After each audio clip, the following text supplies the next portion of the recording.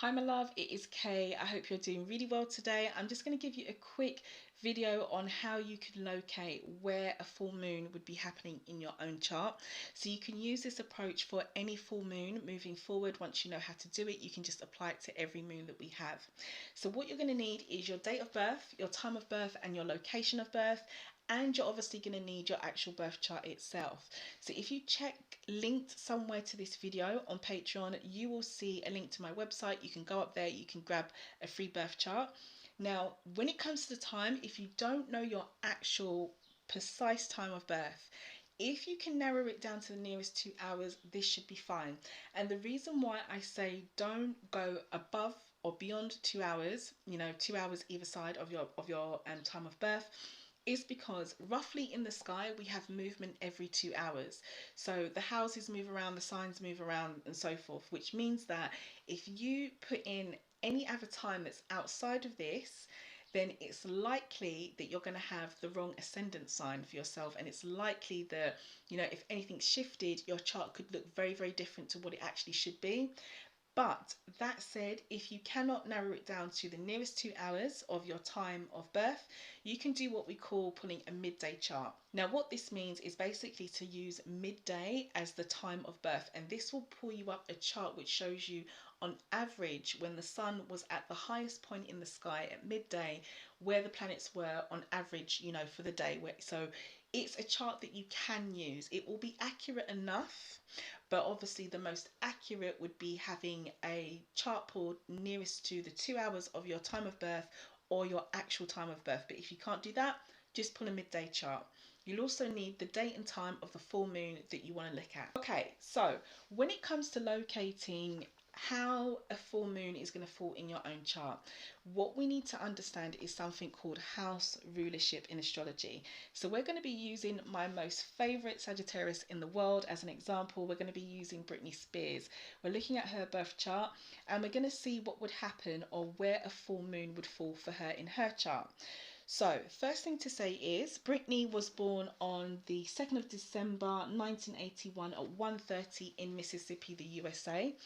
And what we need to do, first of all, if we were to have a full moon in Sagittarius, what we need to look at and know is that each line, if we look at Britney's chart, each line where we can see where house 1, house 2, house 3 falls, the line, this is what we call a cusp. And this cusp is going to be ruled by a sign. Yeah, so each line is a house of life and each line is ruled by a sign. Sorry, not a house, a sign. So let's look at Britney's chart. So we can see for house number 1, we can see the sign Libra. So obviously we know that Britney's ascendant is a Libra. Then it skips to house 2 and she's got Libra again. Then it skips to house 3 and she's got Scorpio. Now, the reason why I'm showing you Britney's chart is because Britney has actually got something called an intercepted house. And this is so rare. I have an intercepted house. And from the research that I've done about it is that if you are someone who has this in your chart, you've got a special mission. You've got a special purpose. And there is something from your previous life that you came into this life with that you need to focus on or finish off that you didn't get to do in your last life. If you believe in that kind of astrology, I very much do. So if we look at Britney, what we can see here is that rather than it go house 1 Libra, house 2 Scorpio, house 3 Sagittarius, it goes house 1 Libra, house 2 Libra, house 3 Scorpio, which means that a sign has been swallowed up into her house, which means that one particular sign of the zodiac does not rule a house of life. It does not rule a part of her life. So because this is a video just on house rulership, I won't get too deep into what this means spiritually, but to sum it up, you could say the sign that has been swallowed up into this person's chart, this is what they lack or what they need to finish off from their last life that they didn't finish off before they came into this life. And what they have a double up of, so in Britney's case, she's got 2 lots of Libra rather than going Libra then Scorpio. This is what she might overexert in this life. She might do too much of this because she's used to it. She's done it before in her past life and she's coming to this life with it again. But what she hasn't perfected is whatever it is, the sign that's swollen up, that she didn't do in her last life. So she's come here again to perfect that, and it reflects in her birth chart. I have this in my birth chart, and of all the charts that I've read in my life, I've only ever come across one other person apart from myself, Brittany, and a client that I read for, which I found extremely interesting. And I've been doing astrology for years. So let's go back to Brittany. So if we look at Brittany's chart, if we're having a full moon in Sagittarius, for example, for Brittany, we can see clearly then that where is the sign of Sagittarius? If we go down the houses again from house 1, we've got Libra. House 2, we've got the sign of Libra. House 3, we've got the sign of Scorpio. And then if we look actually in the middle of house 3, where I've put the arrow, what do we see here? Finally, we can see Sagittarius. So we know that the full moon in Sagittarius for Brittany would fall in her 3rd house. Yeah. Now, as I said, with house interception, I showed you Brittany as an example, especially so that you can see what house interception actually looks like, and you can judge for yourself if you have it in your own chart. Now, what you will find when you have someone who has an intercepted chart, so Brittany's interception is her sun sign is actually Sagittarius. So this is something that she needs to work on in this life, what Sagittarius vibes with. When you look over the other side of the chart, you will see that the opposite sign that is intercepted is also reflected on the other side. So if we look at Brittany's chart from house 7, the cusp of 7, we can see Aries, then we go up, then we've got house 8, and then what do we see again?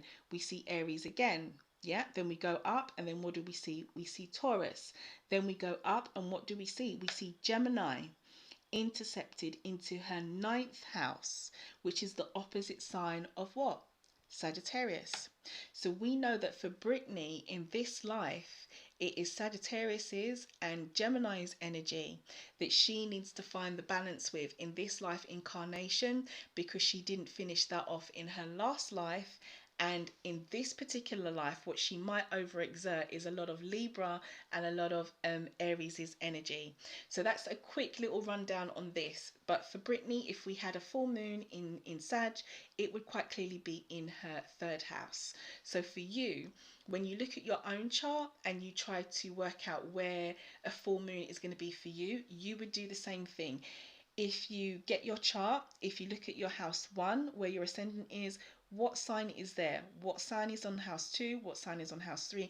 And you keep going all the way round until you locate wherever you see the sign for, in this particular example, Sagittarius. And that is where that full moon would fall for you. And what you can do is, based on what's going on during that full moon, you can work from that knowledge that, okay, this is the area of life that this full moon is going to impact on. Now, to understand the areas of life as well, I would click on, it should be linked below this video somewhere.